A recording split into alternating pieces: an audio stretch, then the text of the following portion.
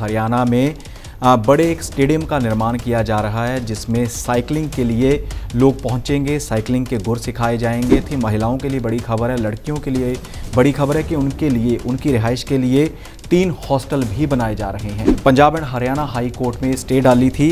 नाम है उनका, गुरुग्राम के थे। तीनों में मौसम का मिजाज बदल गया है। यहाँ बारिश हुई है, क्या कहना है मौसम विभाग का? हिमाचल में मौसम का मिजाज बदलता है तो उसका प्रभाव व असर हरियाणा व पंजाब के ऊपर भी पड़ता है। हिमाचल में ही कांग्रेस सरकार को लगा बड़ा झटका, कैसे? क्योंकि समय पूरा होने जा रहा है वहां की भाजपा सरकार का। आग की लपेट में एक बस आ गई है, स्कूली बस।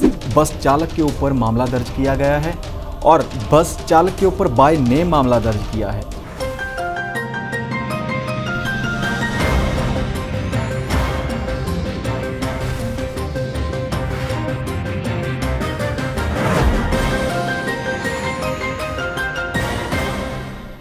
नमस्कार, D5 चैनल हिंदी के प्रोग्राम खुलासा न्यूज़ का में मैं वंदना आप सभी दर्शकों का स्वागत करती हूं। आज मेरे साथ स्टूडियो में मौजूद हैं सीनियर जर्नलिस्ट धर्मेंद्र संधू जी। धर्मेंद्र जी, आपका बहुत बहुत स्वागत है। जी धन्यवाद वंदना जी।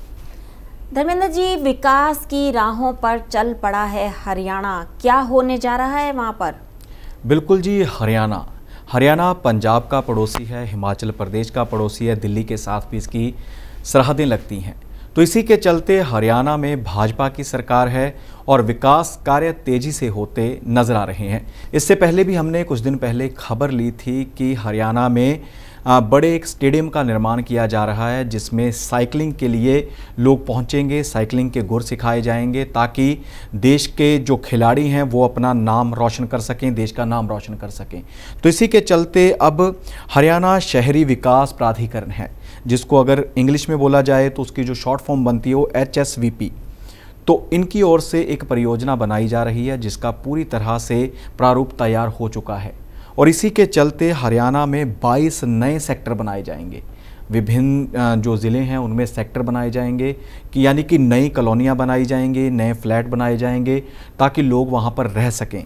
और इसी के चलते 4 मेडिकल कॉलेज भी बनाने की योजना है। और इसी के साथ ही महिलाओं के लिए बड़ी खबर है, लड़कियों के लिए बड़ी खबर है कि उनके लिए उनकी रिहाइश के लिए 3 हॉस्टल भी बनाए जा रहे हैं। और अगर बात की जाए इसकी हॉस्पिटल की, तो मेडिकल कॉलेज व हॉस्पिटल बनने हैं जो वो पंचकुला, फतेहाबाद, दादरी और पलवल में हैं, जो ज़मीन वहाँ पर देखी जा चुकी है। और साथ ही जो हॉस्टल बनने हैं वो रेवाड़ी में बनेगा, एक सिरसा में बनेगा और एक भिवानी में बनेगा। तो हरियाणा काफ़ी उन्नति की ओर बढ़ता हुआ नज़र आ रहा है क्योंकि हरियाणा में भाजपा की सरकार है और पड़ोस में पंजाब में आम आदमी पार्टी की सरकार है। और हरियाणा नहीं चाहता कि आने वाले चुनाव में उनका कोई नुकसान हो, इसलिए लोगों को काफ़ी सहूलतें देती हुई नजर आ रही है हरियाणा सरकार। हरियाणा में पंचायती चुनाव पर जो रोक लगाई गई थी वो अब हटा दी गई है। पंचायती राज चुनाव कब होने वाले हैं? बिल्कुल वंदना जी, पिछले लंबे समय से समय पूरा हो चुका था पंचायतों का, लेकिन चुनाव नहीं हो पाए थे। इसका कारण था कि किसी ने वहाँ पर स्टे लगा रखी थी। स्टे ये कारण था कि कहते हैं ये आरक्षण को लेकर कि इसमें जो सीटें रिजर्व होती हैं उनको लेकर आरक्षण की मांग की जा रही थी। तो इसी के चलते Punjab and Haryana high court में स्टे डाली थी। नाम है उनका, गुरुग्राम के थे प्रवीण कुमार चौहान और उनके साथ अन्य उनके साथी थे। उन्होंने एक याचिका डाली थी कि जातिगत आधार पर जो कुछ चल रहा है चुनाव में वो ख़त्म किया जाए। तो अब 1.25 साल के अंतराल के बाद ये स्टे हटी है और आने वाले दिनों में नई रणनीति तैयार की जाएगी। और मुख्य रूप से जो हरियाणा के मनोहर लाल खट्टर हैं, मुख्यमंत्री हैं, उनका कहना है कि हम इस आगामी सप्ताह, जो आने वाला सप्ताह है, उसमें पूरी तरह से रणनीति तैयार करेंगे कि जो चुनाव है पंचायत के उनको लेकर क्या करना है, कहां पर किस प्रकार की तैयारियां करनी है। तो अब जो हैं चुनाव होने जा रहे हैं। पंजाब, हरियाणा और हिमाचल तीनों में मौसम का मिजाज बदल गया है। यहाँ बारिश हुई है, क्या कहना है मौसम विभाग का? बिल्कुल वंदना जी, पंजाब, हरियाणा, हिमाचल एक दूसरे से बिल्कुल सटे हुए हैं। हिमाचल में मौसम का मिजाज बदलता है तो उसका प्रभाव व असर हरियाणा व पंजाब के ऊपर भी पड़ता है। इसी के चलते जो ऊपरी हिस्से थे हिमाचल के, वहाँ पर बर्फबारी हुई, तेज़ बारिश हुई, ओलावृष्टि हुई, उसका असर नीचे वाले इलाकों में देखने को मिला। मुख्य रूप से पंजाब में, पंजाब के खासकर पटियाला के साथ लगते जितने भी क्षेत्र हैं वहाँ पर ओलावृष्टि हुई और साथ ही भारी बारिश हुई। लगातार 7-8 घंटे तक बूंदाबांदी होती रही। और इसी के चलते अगर हरियाणा की बात की जाए तो हरियाणा के पानीपत, कुरुक्षेत्र, करनाल, अंबाला, इन जगह पर भी हल्की से तेज़ बारिश हुई है और काफ़ी जो लोगों को गर्मी से राहत मिली है। लेकिन साथ ही इसका नुकसान ये हुआ है कि जिस प्रकार से नई फसलें हैं, खासकर सब्जियां लगा रखी हैं किसानों ने, तो काफ़ी ख़राब हो चुकी हैं। फतेहगढ़ साहिब है, पंजाब के नज़दीक है, पंजाब में ही पड़ता है, तो उसमें कुछ गांव हैं, वहाँ पर लोगों ने सूर्यमुखी लगा रखी थी। वो पूरी तरह से उसके जो अभी तने खड़े हुए थे वो बिल्कुल टूट चुके हैं। फूल आने की जो उम्मीद है वो तो काफ़ी कम हो गई है। जो मक्की की फसल थी वो भी पूरी तरह धरती से जुड़ चुकी है। इतनी तेज़ हवाएं, बारिश, ओलावृष्टि हुई तो किसान भी काफ़ी चिंतित नज़र आ रहे हैं। लेकिन जो हिमाचल प्रदेश है उसकी ओर लोगों ने रुख किया है। जो पर्यटक हैं वो बड़ी संख्या में पहुँचते नजर आ रहे हैं। हिमाचल में ही कांग्रेस सरकार को लगा बड़ा झटका, कैसे? बिल्कुल जी, विधानसभा चुनाव हैं।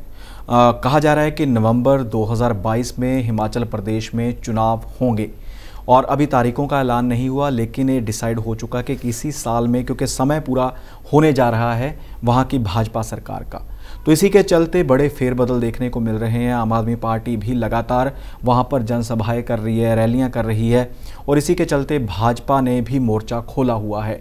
जहाँ पर आम आदमी पार्टी रोड शो करती है तो उसी दिन ही या उससे अगले दिन आम आदमी पार्टी भी वहाँ पर पहुँच जाती है और वहाँ पर रोड शो करती है। तो इसी के चलते दल बदली का सिलसिला भी लगातार जारी है और अब बड़ा झटका लगा है कांग्रेस को। कांग्रेस के जो थे कांग्रेसी नेता और साथ ही भारतीय किसान यूनियन टिकैत के प्रदेश अध्यक्ष थे हिमाचल प्रदेश के, नाम है अनिंदर सिंह नौटी, वो अपने साथियों के सहित आम आदमी पार्टी में शामिल हो गए हैं।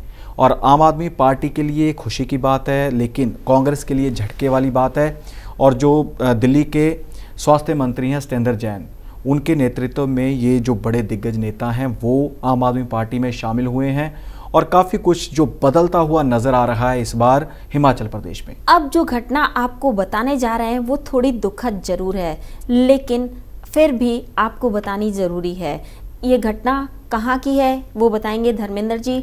आग की लपेट में एक बस आ गई है, स्कूली बस, कहाँ की है ये घटना? बिल्कुल वंदना जी, खबर काफ़ी जो निराशाजनक है, लेकिन इसको हम इस मंच पर इसलिए बता रहे हैं, बताना बनता है कि इससे सबक लेकर कोई और लापरवाही ना बरते जिसके चलते ऐसी दुर्घटना हो जाए।